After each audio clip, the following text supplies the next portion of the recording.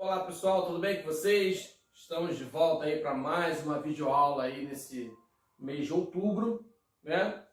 Falaremos hoje um pouco sobre gráficos, tabelas e gráficos, vamos falar já já sobre isso, mas antes gostaria aqui de mais uma vez reforçar aí o empenho que vocês estão tendo, né? Aqueles que estão acessando e principalmente alertá-los para fazerem isso mais vezes, convidarem os colegas, comunicarem, estarem sempre conversando sobre esses vídeos pela importância que ele tem aí no processo de aprendizagem de vocês. Tá legal? Nós temos aí as atividades que são colocadas na escola, os vídeos são baseados nessas atividades, tá? As atividades lá do WhatsApp, né, do grupo da escola, pelo formulário, importantíssimo o acesso de vocês, e a gente tem percebido aí a baixa adesão, né? Então vocês, nesse caso das atividades do Google Formulário, estão acessando pouco. Então eu gostaria aqui de pedi-los novamente esse empenho, né? Para que vocês assistam os vídeos, façam as atividades impressas e também essas atividades no Google Formulário. Tá legal? Então façam isso com mais empenho, tentem alertar os colegas que porventura não tenham aí esse conhecimento, estarem sempre lembrando e conversando entre vocês aí para a gente poder aumentar esse número de acessos. Tudo bem? Hoje nós falaremos aqui sobre um assunto bem interessante, né? Um assunto que a gente vê muito na televisão, vê muito em jornais, que são os gráficos, né? As tabelas, as pesquisas, não é isso? Principalmente em épocas de eleição, que a gente tem muito isso aí na televisão, é o que mais fica evidente para a gente poder relacionar com esse assunto de hoje, tá? Nós teremos aí 4 tipos, né, de gráficos que eu vou falar para vocês sobre cada um deles, tá? Mas o que eu quero deixar mais evidente nesse assunto é a importância, né? Para quê? Para que a gente precisa de gráficos e tabelas para representar esses dados aí? Primeiramente, os gráficos eles são mais para que a gente consiga interpretar essas pesquisas, né? É uma maneira visual de nós termos um contato maior com a realidade, tá? Então, normalmente as pesquisas são feitas aleatórias, né? As pessoas escolhem um tema, o principal de tudo é o tema da pesquisa, sobre o que essa pesquisa está sendo feita, né?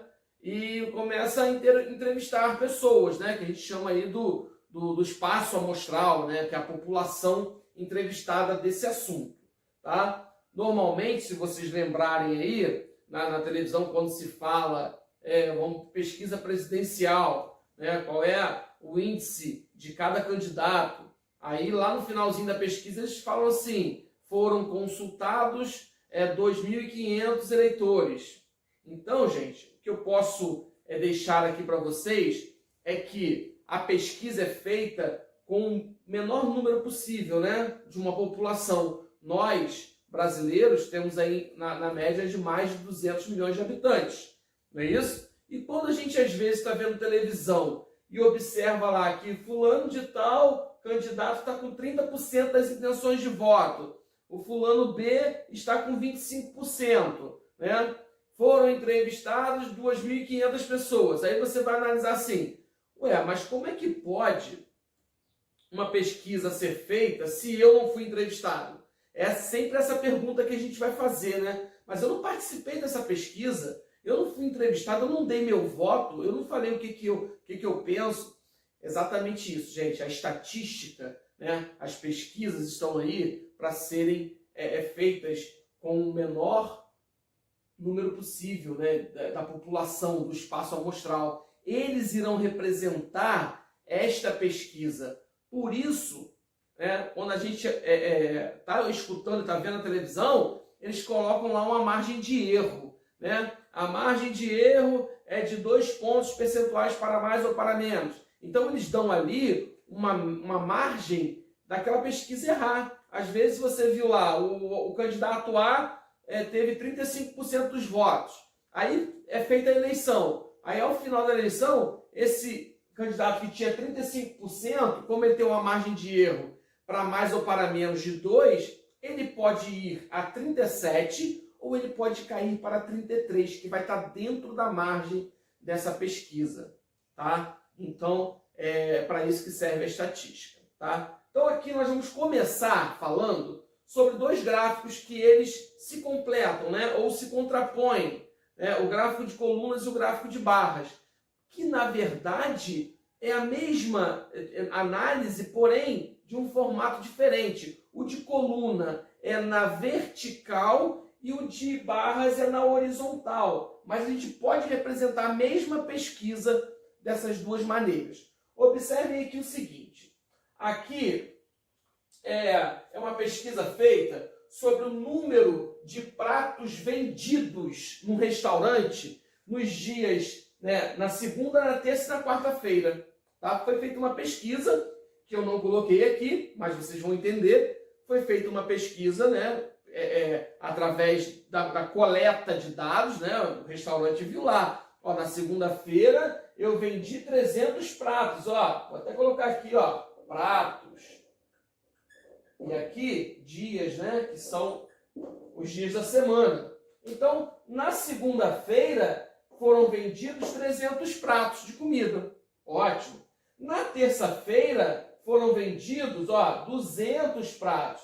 E na quarta-feira, 100 pratos. Então, para que serve o gráfico? Para que você entenda que o seu melhor dia de venda foi a segunda-feira, tá? Então, se nós quiséssemos continuar aqui, quinta e sexta e sábado, dá para continuar, tá? Eu mostrei aqui 3 dias só para a gente poder entender como funciona esse processo.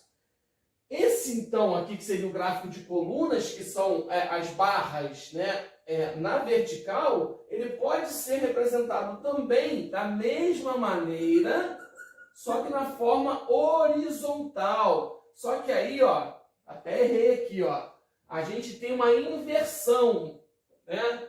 Os pratos que estavam aqui em cima, eles vão aqui para baixo, pratos, e os dias que estavam aqui vão aqui para cima, ó. A gente inverteu, né? Os dias estão na vertical e os pratos estão na horizontal. Então, mais uma vez, ó, segunda-feira eu tive uma venda de 300 pratos. Na terça-feira eu tive uma venda de 200. E na quarta-feira eu tive uma venda de 100 pratos. Então, é a mesma análise, é o mesmo processo, porém, utilizando gráficos diferentes, tá? Mas que estão representando na leitura a mesma coisa. Tudo bem? Então, o gráfico de colunas e gráfico de barras servem para isso, para que a gente possa representar aquilo que a gente pesquisou, né? No caso aqui do restaurante, ele está sabendo que o melhor dia de venda dele é a segunda-feira, né? Segunda-feira ele teve uma venda de 300 pratos. Ótimo. Além desses dois aí, nós temos o gráfico de setores, tá? O gráfico de setores é aquele gráfico chamado da pizza, né? É o gráfico pizza. Bota aqui, ó, que a gente vai lembrar. Gráfico pizza é o redondo que tem as fatias, né? Então aqui, observem a pesquisa. Foi pesquisado numa escola a preferência musical, né? A preferência musical dos alunos. Então a gente teve aqui, ó, os estilos musicais pesquisados: samba, rock, MPB e pagode. São esses 4 aí. Aqui do lado, gente, foi colocada uma legenda. O que significa isso?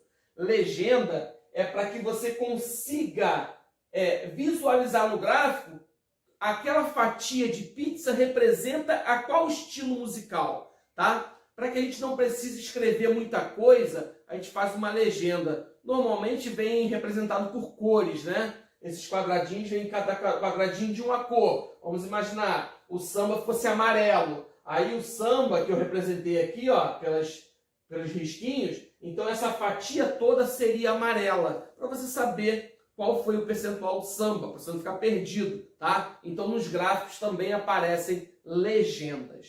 Então aqui, ó, foi feita uma pesquisa, a gente sabe que o total pesquisado é 100%, né? Então essas fatias, elas vão ter que somar 100% ao final de tudo. Então eu tive aqui, ó, que o samba teve 25% de preferência, que o rock, que é esse aqui, ó, teve 20% da preferência dos entrevistados, a MPB teve 15% e o pagode venceu aí essa pesquisa com 40% dos entrevistados. Então, 40% dos alunos preferem pagode. Depois vem o rock, depois vem o samba, depois vem o rock e, por fim, a MPB. Então, esse gráfico aí demonstrou pra gente a preferência musical desses alunos entrevistados. Tudo bem? Ótimo. Esses 3 gráficos aqui, tá, são utilizados, talvez a gente consiga utilizá-los nas mesmas pesquisas. Por exemplo, se eu quisesse aqui colocar segunda, terça e quarta como uma preferência aí, eu conseguiria talvez jogar dentro do gráfico de setores, o gráfico pizza, tá? Mas esse gráfico de segmentos aqui, tentem analisar a diferença. Olha só, aqui eu tive 3 dias pesquisados, aqui eu tive 4 estilos musicais, e aqui, pessoal, o gráfico de segmentos é aquele que representa um único assunto, né? Uma única pesquisa, só que feita várias vezes, né? Por exemplo, olha esse gráfico. É um gráfico que fala do rendimento da turma 900, né, nono ano, nos 4 bimestres. Então, aqui estão as notas, né, as médias da turma, aqui estão os bimestres. Então, o que significa isso? O assunto é um só, é o rendimento da turma 900. Esse gráfico vai representar para a gente se ela oscilou, né? Se melhorou, se ficou ruim, depois ficou bom, depois diminuiu de novo, para saber exatamente como foi o rendimento dessa turma durante o ano. Então aqui nós tivemos, ó, no primeiro bimestre, a média da turma 900 foi 6. Foi mais ou menos, né? O primeiro bimestre não foi tão bom. Segundo bimestre, olha caramba, caiu para 5. Então a gente já está ali observando que essa turma precisa de um incentivo, né? A turma da 900 do nono ano não foi bem no primeiro e ainda caiu um pouco no segundo, mas ainda está na média. Então vamos lá, vamos resgatar esse aprendizado aí. Aí fizemos lá uma campanha, fizemos uns trabalhos, uma motivação com a turma. Essa turma no terceiro bimestre ela foi para uma média 7, tá? Então melhorou, né? Porque saiu de 6, caiu para 5 e agora aumentou para 7. Então o terceiro bimestre foi o melhor bimestre dessa turma. E para finalizar, no quarto bimestre deu uma relaxada, a média caiu para 6,5. Então, teoricamente, o rendimento foi de regular para bom, né, dessa turma. Então, o gráfico de segmentos aqui serviu justamente para a gente saber, durante o ano, o rendimento da turma. Então, é um assunto só, rendimento, mas que foi pesquisado durante 4 bimestres para a gente poder saber se evoluiu ou não o rendimento delas. Tudo bem? Então, a gente tem aí, para iniciar esse assunto, né, esses 4 gráficos que são os mais utilizados. Por exemplo, esse aqui é o mais utilizado nas pesquisas de votos, né? Normalmente na televisão vocês ainda vão, né? Se botar hoje na televisão, deve ter algum assunto sobre pesquisa de votos para 2022. Aí eles colocam lá, o candidato A, né? Colocou um gráfico aqui, o candidato A começou com um percentual, em maio diminuiu, em junho subiu, agosto desceu, aí fica aquele gráfico dizendo mês a mês qual foi a evolução desse candidato, é como se fosse uma nota, né? Que nota esse candidato teve do povo. Então o povo vai falando ali se aprova ou não aprova o candidato e aí a gente vai variando até chegar o dia da eleição, tá? E a gente fica sabendo quais são as perspectivas, né? Caramba, o meu candidato está bem. Opa, meu candidato caiu na pesquisa. A gente fica oscilando e fazendo essas análises assim, tá? É claro, gente, que aqui eu já estou colocando as informações no gráfico. Só que essas informações são coletadas.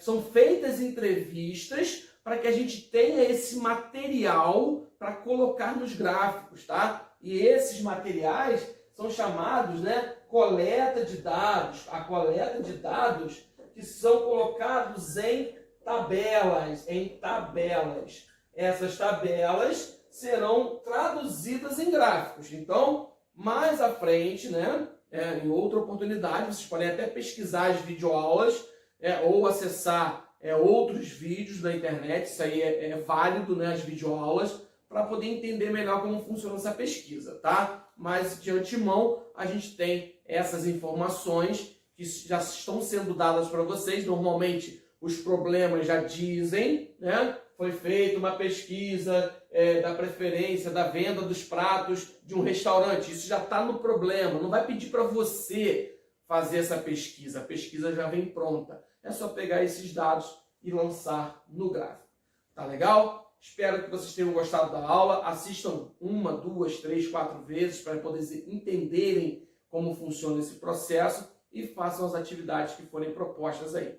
Tudo bem? No mais, tenham um bom estudo e até a próxima aula.